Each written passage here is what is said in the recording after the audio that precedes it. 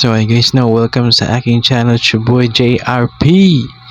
So ngayong araw ay aalamin natin kung maganda ba ang negosyo ng pandesal.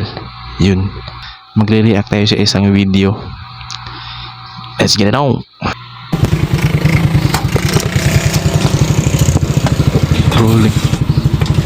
Rolling pandesal. Ito siguro yung nakikita natin sa mga karsada ba na merong motor, tapos meron silang pandesal na sa sidecar, tapos mainit yung pandesal nila. Brilliant.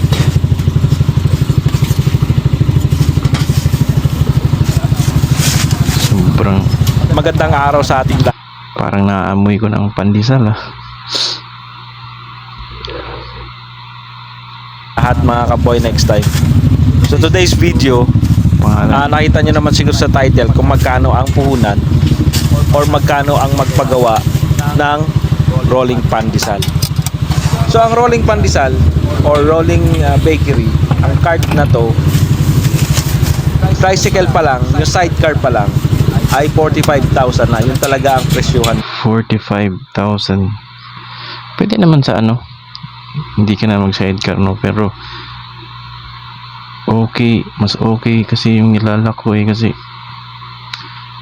kung sa isang lugar ka lang tapos konti ang tao, parang baka magsawa sa'yo, so mas okay na rin itong may sidecar, Pero pag bumili kayo, doon kayo bumili sa bandang norte, kasi yung kinuha ko dito sa bandang Cavite, nagpagawa ako doon. Hindi siya matibay. Tapos yung niya, yung oven niya, hindi ganun kaganda. So pag nagpagawa kayo, kasi nakita ko sa ibang reviews, mas maganda ang gawa ng norte. Parang ang laki ng oven niya, Dito ang motor niya sa gilid, tapos sidecar niya may oven siya. Grabe ang niyan, paggawa niyan, bro. Bulacan, Antipolo, doon kayo mag-order, wag kayo sa Cavite umorder. Dalawang piraso na rin. So magkano to, 45,000. Yung tricycle pa lang, yung cart pa lang, hindi kasama yung motor. So kung gusto ko yung makamura, syempre bumili kayo ng second hand na motor. Yung sa akin kasi bumili ako ng brand new, pero binili ko Rusi kasi hindi naman siya rat-rat yung takbo pupunta. Rusi, sobrang sikat yan dito sa amin, pero personally hindi may Rusi kami noon, tagal din namin ginamit yun noong 2005 siguro bumili ang nanay ko ng Rusi. Sobrang tibay niya, pero kulang ang napapansin ko lang sa mga Rusi is kulang sa puwersa, tapos medyo madaling Kala sa isang pwesto, tatambay ka, tapos doon ka na. Pagka naubos, kaya medyo matumal na, lipat ka naman ibang pwesto, doon ka na ulit, nakatambay ka na ulit, tapos uwi ka na. Ganun lang naman siya, hindi siya yung lagari talaga na dire-diretso yung andar ng motor. Tapos yung Rusi kasi, yung Rusi 125, ang presyo niya ay 1,800 lang yung monthly. Okay. So hindi siya masyadong mabigat. Ang mabigat yan talaga guys, yan ang sa Rusi din. Mura sila, monthly nila mura. Ay itong rolling cart, yung rolling pandesal talaga, kasi 45,000.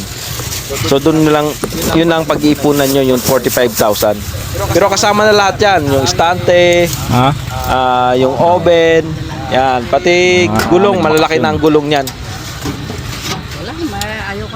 Tapos sa motor naman, brand new ang kinuha. Okay, so sa cart 45,000, sa motor iba pa yung sa motor. So na to, para wala akong sakit sa ulo kasi hindi ako masyadong marunong magkalikot ng motor Kulang talaga. Kaya brand new ang kinuha ko. Pero 1,800 lang naman ang monthly. So mag-iipon ka lang ng mga 60 pesos, mga ganun isang araw. May ka na. May kayang-kaya 60 pesos araw-araw, tapos Ganito ang mga customer mo, sobrang dami. Sobrang dami bumibili sa kanya, oh. Kaya sobra-sobra pa. Kahit ka naman, makukuha mo naman siya sa kita nung ano eh. Fiesta pa ako, Na pandesal mo eh.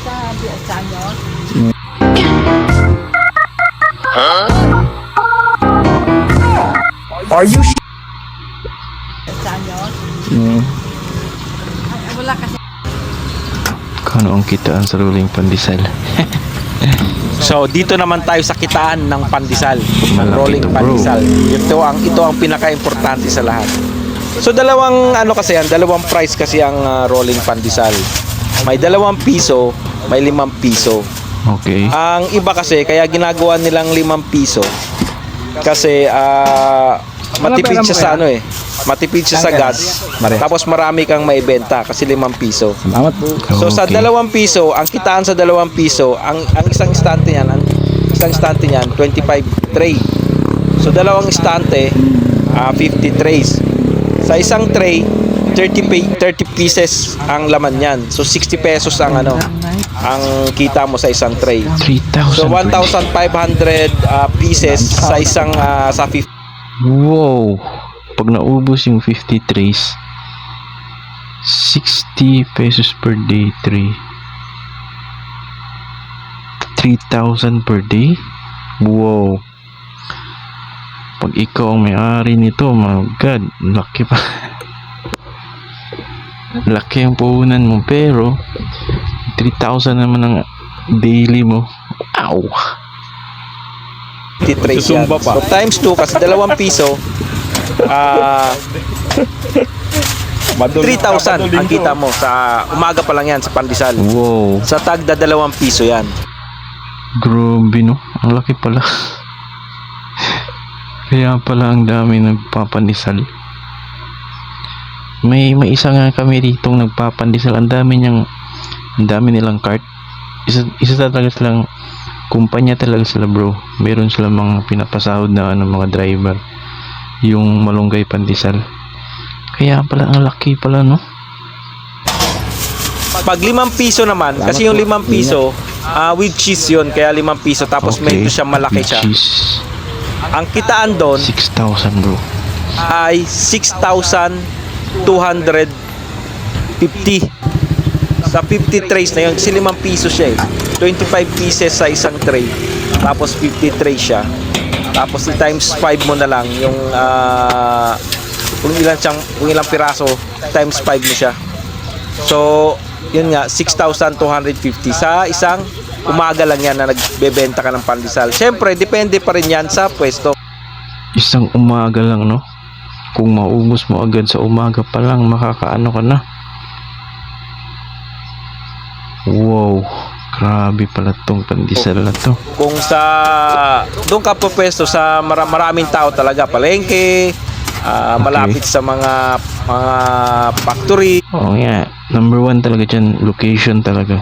Sa mga negosyo talaga, location talaga ang number 1. Yan, o kaya mga subdivision na malalaki, doon ka pumesto para mabilis maubos ang pandesal mo. Siyempre, pag sa palengke ka magpupwesto, nag-uumpisa ka niyan, mga alas 2 na madaling araw, mga alas 7, alas 8, tapos ka na niyan, may 6,000 ka na. Grabe. 6,000 pesos. Hindi ko ma-imagine kung ikaw yung may-ari, no? Tapos may 5 ka na ganito. 5 kang cart. Oh my God, 60,000 times 5. Wow. Grabe pala to. Kung maubos nila yung isang yan. Pero sa ating mga Pilipino talaga, ang hilig natin sa pandesal, ubos to, bro. ka na sa isang araw. So madali lang naman i-compute kung magkano kikitain mo sa 6,000 gross income yun 60,000 isang araw yun isang araw lang yun. Ay hindi nga isang araw kasi madaling araw pagka alas 8, alas 9 ubos na yung pandesal mo Uwi ka na pahinga ka na yan. Tapos sa hapon gagawa ka ulit ng pandesal kasi paalsahin mo yan. Ang benta mo niyan kinabukasan na ulit sa madaling araw. Yan ang kitaan ng pandesal. Grabe 2 din. piso 3,000 pesos. Sa 5 piso 6,250 ang kita mo araw-araw pag naubos ang pandesal Grabe mo. Alam naman natin yung pandesal, paborito ng Pilipino yan. Yeah. Pantawid talaga yan. Ilan na lang yan? Huwag kang magbenta doon sa mga mga subdivision na mayayaman, matumal doon kasi may mga katulong yan na nagluluto ng almusal nila. Oo nga. Kasi tayong mga Dapat sa mga ano lang to binibenta, hindi sa mga mayayaman. Kasi mga ano yung kinakain ng mga breakfast doon, mga caviar. Mahirap yun. Pag mahirap, pandesal talaga.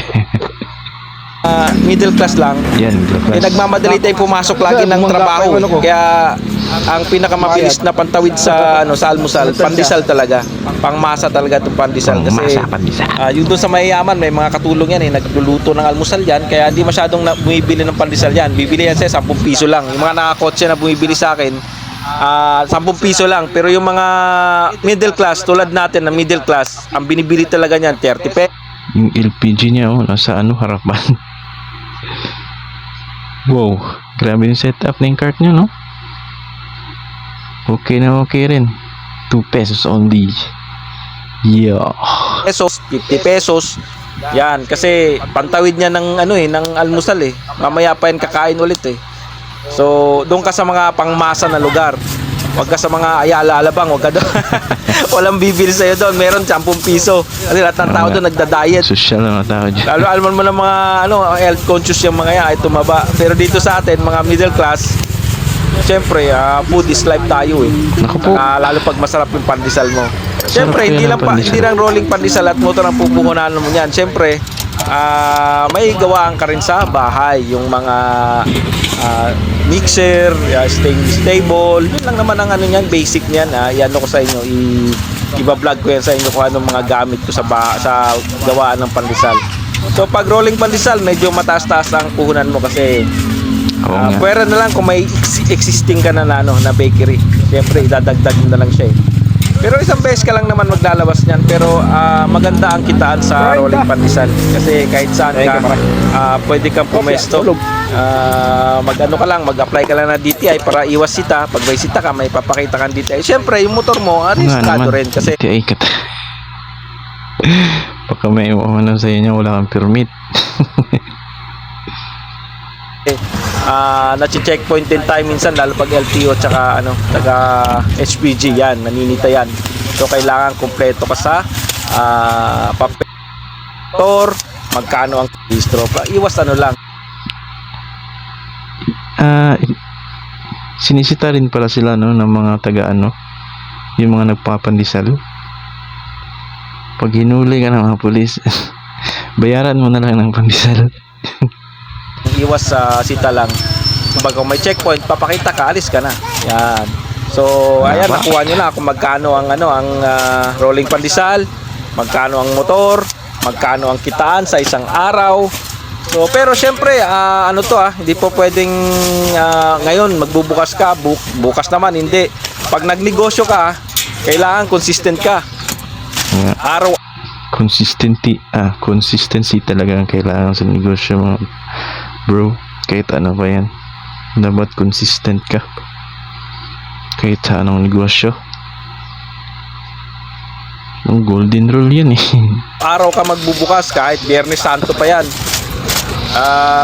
Magbubukas ka kung di ka Katoliko, magbubukas ka kasi sayang kita. Isipin mo kung makaubos ka sa isang araw ng ilang tray yan, may 3,000 pesos ka kung 2 piso ang mo. Hindi ka ganun nakaraan. sayang talaga ang kita, bro.